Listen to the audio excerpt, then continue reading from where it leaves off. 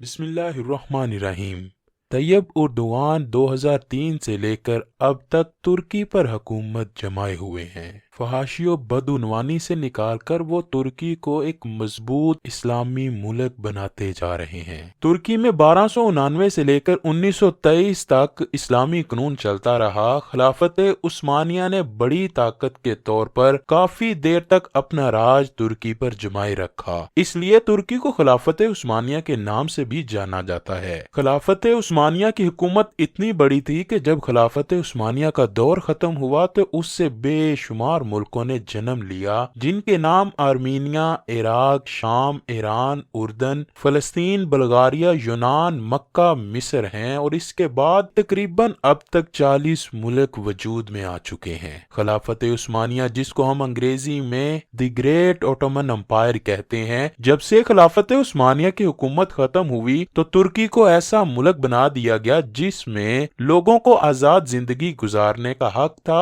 اور نہ ہی ملک میں اسلامی تعلیمات کو رائج کیا جانے دیا گیا۔ جب مصطفیٰ کمال اتا ترک نے حکومت بنائی تو ہر طرف سود خوری، زناکاری، بے حیائی اور ہر طرح کی برائی نے جنم لیا، جو کہ آج تک وہاں سے ختم ہونے کا نام ہی نہیں لے رہی۔ اتا ترک نے ہر طرف سے اسلام کی مخالفت کرتے ہوئے ترکی میں قانون نافذ کر ڈالے۔ پہلی جنگ عظیم 1923 کے بعد خلافت عثمانیہ کے خلاف بہت سے ممالک کھڑے ہوئے، جن میں جرمن، فرانس اور انگلینڈ شامل تھے۔ ان بڑی بڑی طاقتوں نے ترکی پر اپنا زور ڈال کر ایک معاہدہ طے کروایا جس کی مدت 100 سال کی تھی، جسے معاہدہ لوزان کہا جاتا ہے۔ ان ملکوں نے اتا ترک سے معاہدے پر دستخط بھی کروائے، اور اس کے 3 براعظموں میں پہلی خلافت عثمانیہ کو ختم کر کے خلافت عثمانیہ کے آخری سلطان اور ان کی ساری فیملی کو ملک سے نکال دیا گیا۔ ان کی ساری جائیداد اور دولت کو اپنے قبضے میں لے لیا گیا۔ اسلامی قوانین پر مکمل پابندی لگائی گئی۔ یہاں ترکی کو ایک سیکولر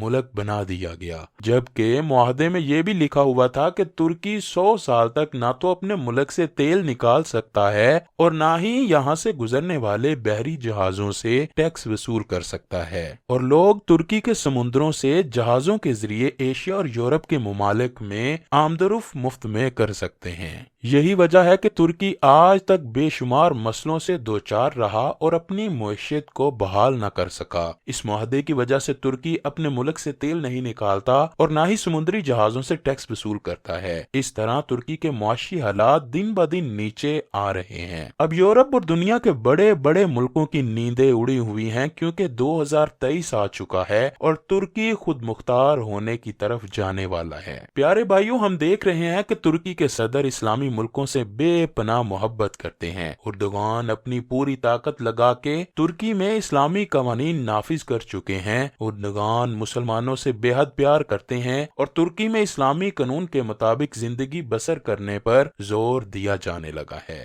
اس لیے ترکی کے بعض شہروں میں اور بعض مسلم دوستوں میں رجب طیب اردوغان کو سلطان کا نام دے کر خلافت کے دور کی یاد کو تازہ کیا جاتا ہے۔ یہی وجہ ہے کہ جو ملک مسلمانوں کے خلاف ہیں وہ ڈر رہے ہیں کہ اردوغان ترکی کو پھر سے اسلامی نظام میں بدل دے گا۔ آپ کو یاد ہوگا کہ 15 جولائی 2016 میں جب ترکی کی فوج نے ملک کے ساتھ بغاوت کرنا چاہی اور ملک میں مارشل لا لگا کر اردوغان کو گرفتار کرنے کی کوشش کی، تو صدر مملکت اردوغان نے اپنے جوشیلے ورکروں کو کال پر پیغام بھیجا کہ اپنے گھروں سے باہر نکل کر اس دجالی طاقت کا مقابلہ کریں۔ لوگ اپنے لیڈر سے بے پناہ محبت کرتے تھے، جس وجہ سے وہ محبت کا اظہار کرنے کے لیے باہر سڑکوں پر نکل آئے اور اپنی جان کی پرواہ کیے بغیر فوجی ٹینکوں کے آگے لیٹ گئے۔ فوج نے عوام کا جب یہ جوشیلا پن دیکھا تو وہ پیچھے ہٹنے پر مجبور ہو گئی۔ اس طرح عوام نے ایک عوامی حکومت کا تختہ الٹنے سے بچا لیا اور فوج کو پسپا ہونے پر مجبور کر دیا۔